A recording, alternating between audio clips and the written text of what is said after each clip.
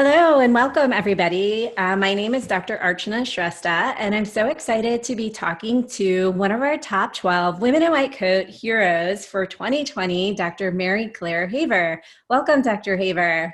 Thank you. I am so excited to have the opportunity to speak with you, and it's been such a wonderful time that we have recently announced all the top 12 Women in White Coat heroes this year, and all of the women are so incredibly accomplished, and I'm excited to be talking with you, and you guys are all of you are making such a great impact in so many different ways. So today we get a chance to talk more and hear more directly from you. And I can't wait for listeners to hear more about you and everything, all the great work that you're up to. Great. So before we get started, though, I'm going to go ahead and just read your bio so that we all kind of get to hear about all the different accomplishments that you have achieved. So Dr. Mary Claire Haver is a wife, mom, physician, and entrepreneur who has devoted her adult life to women's health. As a board-certified OB GYN in the Houston area, Dr. Haver has delivered thousands of babies, completed thousands of well women exams, counseled patients, taught residents, and did everything an academic professor in OB/GYN could do. As her patient population aged, she was overwhelmed with the number of complaints and concerns her patients had with weight gain while going through menopause. For years, she told her patients to eat less and exercise more. It wasn't until she too experienced the changes of menopause that she realized this advice doesn't work. Dr. Mary Claire Haver is the founder and creator of the Galveston Diet, the first and only nutrition program in the world created by a female OB/GYN and designed for women in menopause.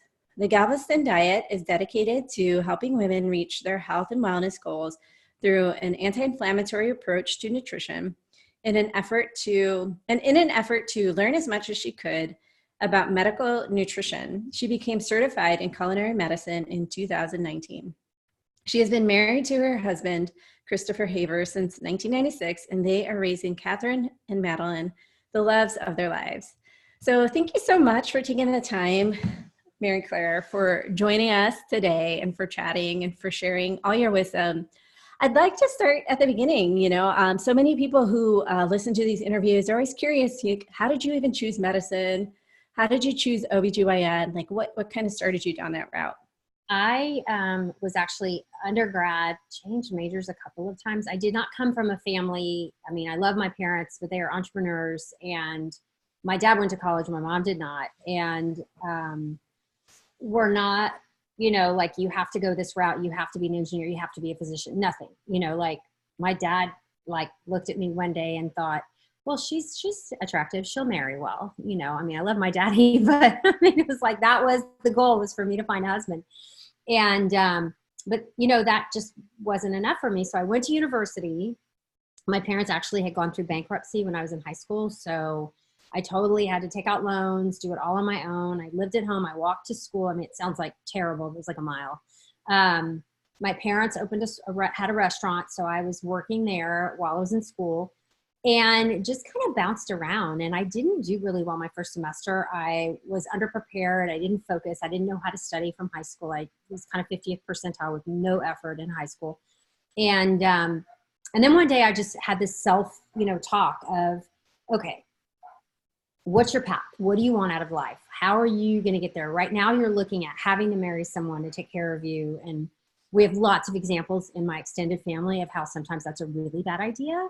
And that doesn't always work out for the best. So on a whim, I said, all right, I'm going to take every science class I can find and make an A in all of them.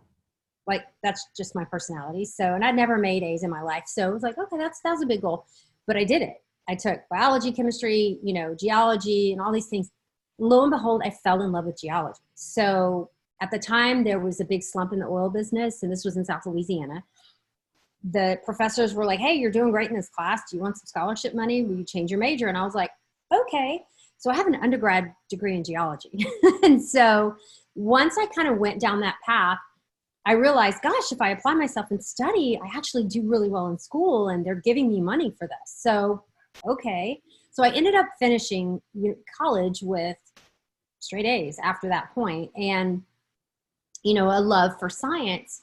I had been working as like a Girl Friday in an oil company when I was an undergrad, because again, I had to make money to survive, and kind of knew at that point, I don't want to do this forever. I mean, it's okay for now, but maybe there's another path for me. So I won a scholarship to study abroad. So I went to New Zealand to study geology, and kind of while I was down there away from my environment and everyone, because I had been accepted for a PhD program in geology and fully funded by NASA. It was, you know, kind of a big deal. But while I was down there, I was, you know, way down under, I was like, I don't want to do this. And so my host family were super amazing. They were all physicians, and they were like, maybe you should be a doctor. And I was like, that sounds cool.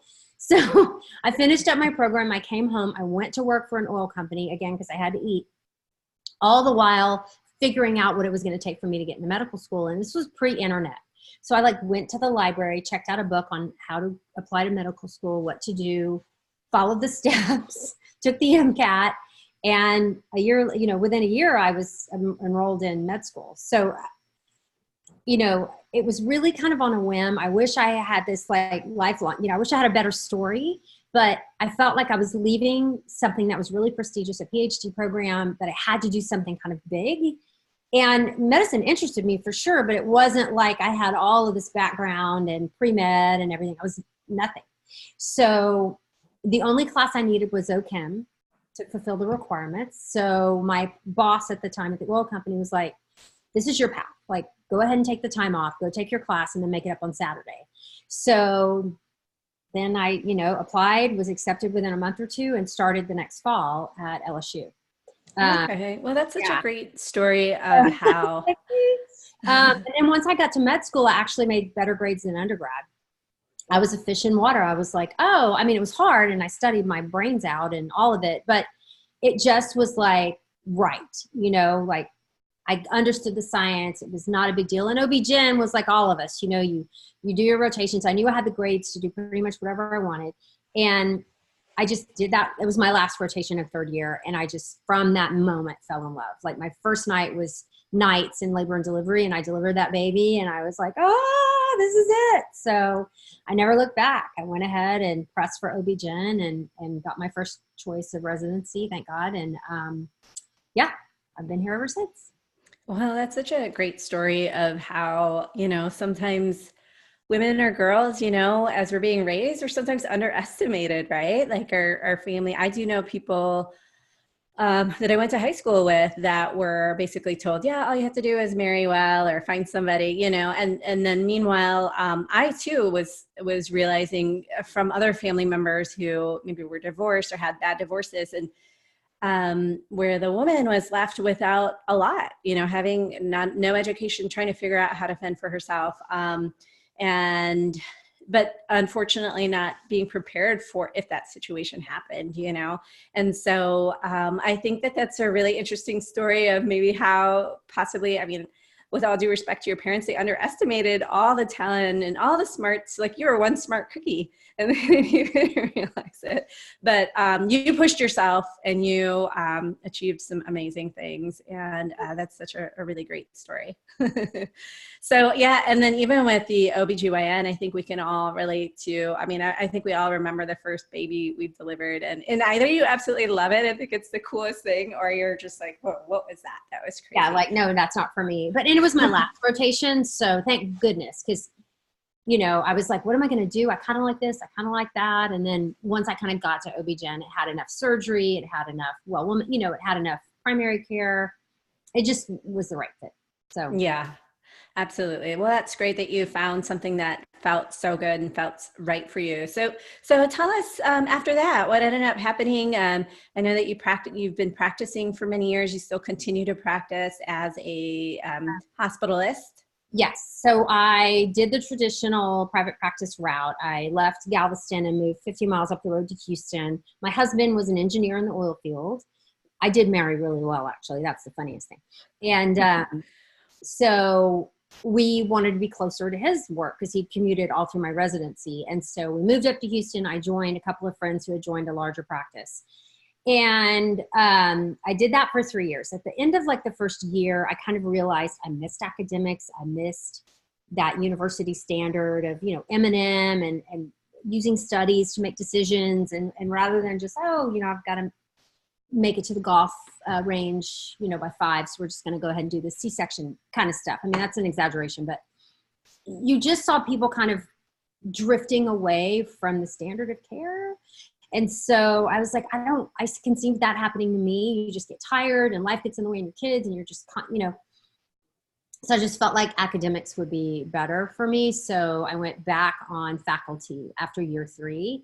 And it was kind of a hybrid private practice academic position. Within a couple of years, they asked me to start helping with the residency program. So I did like 60-40, 60 private practice, 40% residency direction.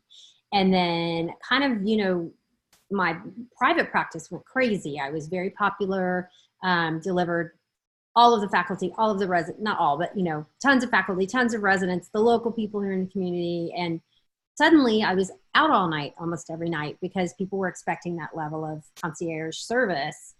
And then when you decide, I can't, I'm getting older, I've got kids who need me, my husband's starting to travel more with work, I can't just, be on beck and call to go in for these deliveries every night, then people get upset. And then you're constantly in a battle with yourself over family versus work.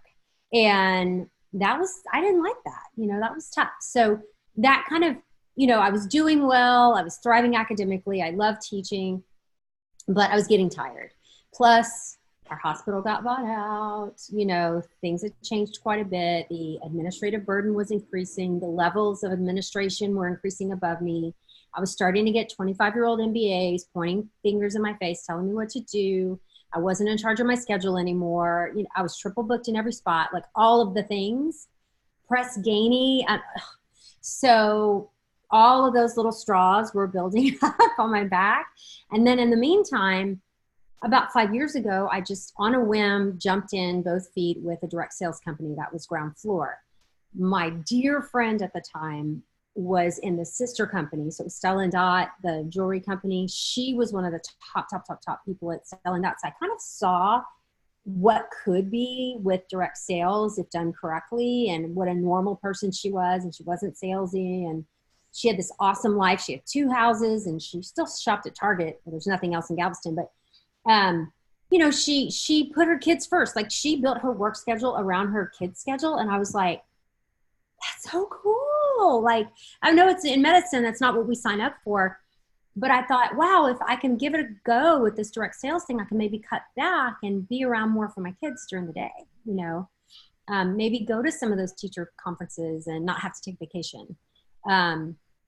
So I did that and actually was super successful with it, became one of the top people at that company. And my income within 3 years matched my OB GYN income. So then I had options open. And I ended up ultimately leaving that company to focus on Galveston Diet. But that was my first foray into something outside of medicine. That allowed me to flex my entrepreneurial muscle, which was latent, but I got from my parents. That allowed me to get over that. I had 3 years to get over that. You don't make enough money. You're a doctor. Why would you do this? I kind of enjoyed the prestige of being a physician, and in some people's eyes, maybe even family members, me deciding to go into business lowered that, kind of brought me down in their eyes. And that was a tough emotional thing to kind of deal with. So the direct sales gig helped me kind of work through some of that emotion so that when I went all in with where I am now with Galveston Diet, I'd already jumped over those hurdles. Mm-hmm. Oh, wow. That's really interesting. I think so many of us as physicians have an entrepreneurial side. I'm finding more and more. And I think that that's really great that you explored that and had a chance to really look into that. And also just questioning, is this what it has to be? Because I think as doctors, we have, we're told or we see, as we're kind of growing up through the system of medicine, in med school residency, like how the system works or how people tend to practice. And then just questioning well, just because that's how it's been done for other people, is that how it has to be for me? Do I have to be on call every third night? Do I have to work every other weekend? Is that how I really want my life to be? So I'm really glad that you began to question that. And I think a lot of doctors are looking at that, more closely now, and focusing on lifestyle. Cause it is, you mentioned, having the battle of like, does my career and my responsibility to my patients always have to come before my family? Does my family always have to come second to them? Like, why can't there be a little bit more balance, Agreed. So, so tell us, like, how did you end up diving into nutrition and a very different side of things from the clinical practice? Right. So I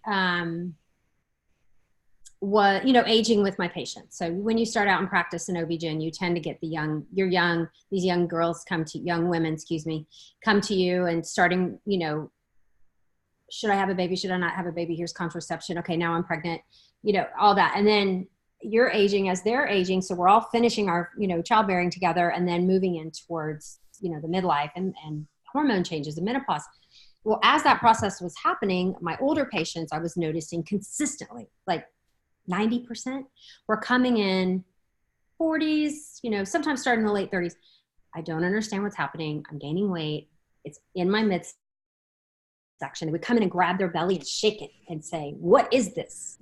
I'm not doing anything different. These are people who really didn't struggle with their weight for years, were pretty healthy and happy with where they were at. And then all of a sudden it was like this universal light switch. They were like, a light switch went off, like a bomb went off or whatever, it was the same talk over and over again. I'm like, work out more, eat less, because that's what they taught me in training.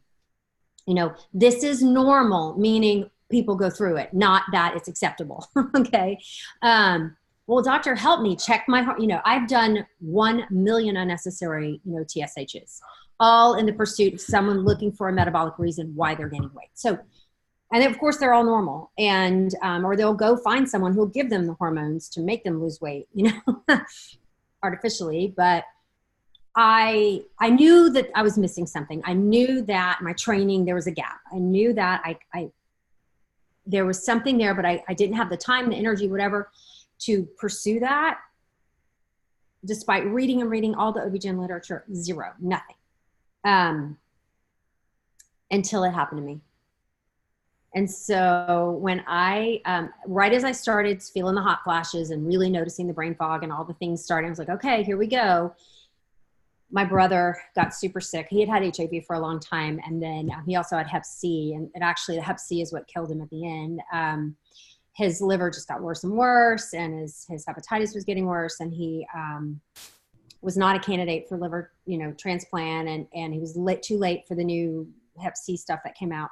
I mean, he had esophageal varices, multiple admissions, and then finally just lost every platelet in his body and had a stroke. So loving him through that and the continued kind of poor choices he was making with his health, despite, he wouldn't do the things until it was too late to increase his lifespan, and taking care of my sister. My sister's a nurse, and we did his hospice care ourselves. And, he died at home surrounded by all of us singing and telling stories. It was this beautiful way to die. But I went through a horrific grief process at the end of that. And, I had to get up and go to work, had to get up and try to be a mom and try to be a wife and make sure there were groceries and all the things. And then there was nothing left. I couldn't exercise. I just ate whatever was in the pantry in a bag or a box. I would get home and eat all of the goldfish out of the box, just anything to fill that void. So it took a few months and some therapy, and then I got over it. And at the end of the rainbow, I was 20 pounds overweight, all in my middle. And I was like, okay, all right, Mary Claire, let's do this. Work out more and eat less. So I doubled down at the gym. I got an app to track my calories. I was calorie restricting like a boss and would lose a pound or two. And that was it. And then I would be like triple a days at the gym. I'd get up and pee in the middle of the night and weigh myself. I was like obsessed. It was crazy, crazy, crazy. My husband works overseas. So he was going on a month-long trip. And I said, when you get home, you're going to have the wife you deserve. And he was like, you're crazy. Like, I have the wife I deserve. Something is wrong. Like, this is in your head. Stop being so obsessive. There is an explanation for this. Like, what you're doing is not working. That's the first step. That's always what I tell him, or my children, what you're doing is not working. Let's rethink this. So I went to the nutrition department at the university here, and was like, hey, where are the studies on women my age? They're like, yeah, there's really none. We do studies on male athletes at about 25 years of age and a few astronauts, because we're attached to, I say I'm not there anymore, but they were attached to NASA. And then the elderly. You're going to have to extrapolate. So I did. So I just looked for common themes. I looked for studies that at least included women, that at least included middle-aged women. And I just kept seeing this recurring theme of inflammation. I was like, okay. And then I ran across an article in, I think, Stat Pearls or something, you know, that really looked at chronic inflammation on a metabolic basis and what changes are happening with age. So we know that just the aging process, you know, inflammation levels go up if you just tracked your basic, you know, blood levels. But in menopause, if you look at pre, post, and peri-menopausal, so before, during, and after menopause, those levels go up as well, independent of age.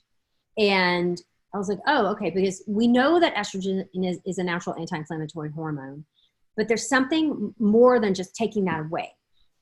When the ovaries kind of lose it and everything breaks down and you lose all those hormones and that process of inflammation actually happens in the ovary and all the shutdown, that in itself is an inflammatory process. So if you give someone HRT, hormone replacement therapy, their hot flashes get better, they sleep better, you know, their bones get healthier, but they don't lose the weight, and their chronic inflammation levels don't go down. So it's the process more than the hormone, we think, at the end of the road. So, okay. And then when we gain weight in our midsection, the fat itself in the omentum and around the gut, that itself is pro-inflammatory. It just pumps out cytokines. So we end up at this age in this swirling vortex of inflammation. You know, everywhere we turn, it's coming after us, and everything in the chronic inflammation, you know, studies, it's all nutrition. Everything is, we're eating too much stuff that causes inflammation. We're not eating enough. We've stopped eating the things that fight it. I was like, wait, there's no pill, or there's no pharma, you know, there's nothing in pharma that's going to, you know, no. So I was like, okay, this is where I want to start. So long story short, I started fiddling around with ideas and came up with like a trifecta with 3 components. One is intermittent fasting, mostly based on Mark Matson's data out of the NIH. And when he really started with neurocognition and neurodegenerative disease and looked at fasting as a potential treatment for that. And it's his research is astounding. Actually, he just got written up last month in the New England Journal on it, on intermittent fasting. So I said, okay, this looks like a thing that's worth trying. And it's cheap and it's easy. And you just, you know, it's easy to conquer.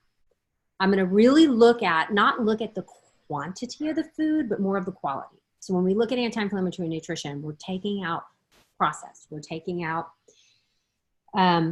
artificial colors, artificial flavors, preservatives as much as possible. And we're loading up on things, you know, fruits and vegetables and things that are naturally occurring in nature. We're really watching our saturated to unsaturated fat ratio and the omega-3 to omega-6.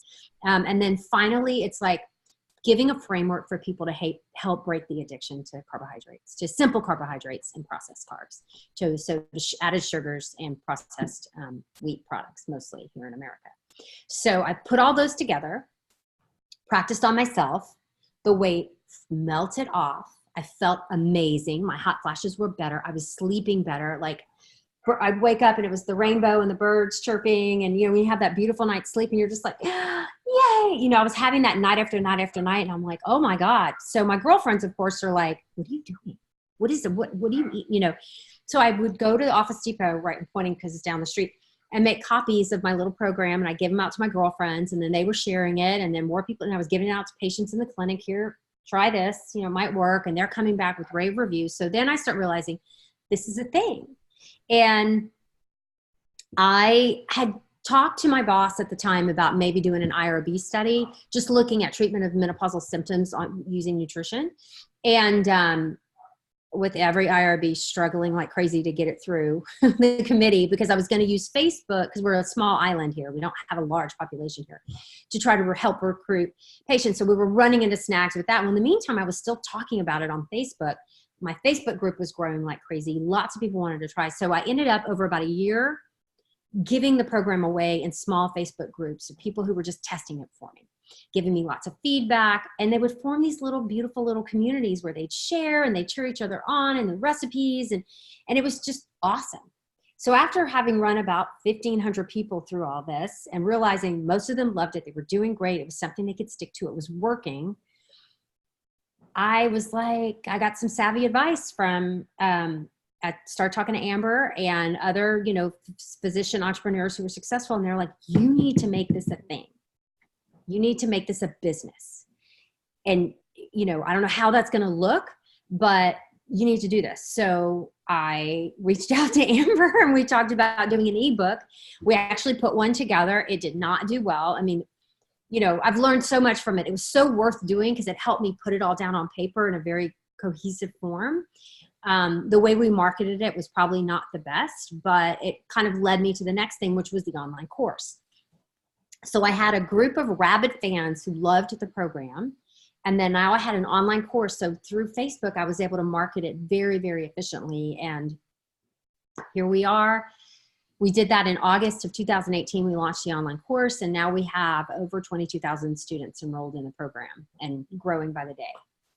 Wow, that is an amazing story. And, it just goes to show a couple of things, that phrase, everything is figure outable. Like, you were dealing with something and you noticed other people were dealing with this. And then you just said, well, what can I do? What can I research? What can I find out? And you found a solution, and now you're impacting thousands and thousands of people.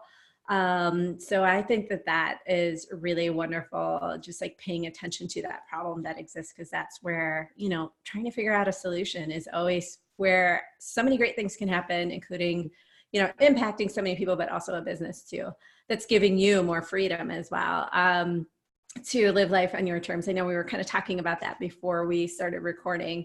But I'd love to hear, this is the Women in White Coats Heroes, and I think that probably for those 22,000 women in your group or in your course, that you are a hero to them. So I'd love to hear, what has been the feedback from them? What have they said about the impact that the course has made, and then, following this nutrition plan has made on their lives?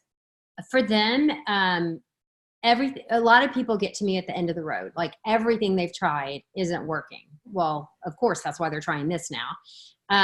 But they finally have found something that works, that they've learned to stop using the scale as a measure of health and to really think hard about how they want to age. Because that's kind of what the Galveston Diet has grown into, is more of a lifestyle change than just a diet. And really focusing on, look at your parents, look at your grandparents. How did they age? What medical conditions do they have? Your best bet to avoid the vast majority of those things linked to chronic inflammation, which is 8 out of 10 of the top causes of death, is just nutrition and movement.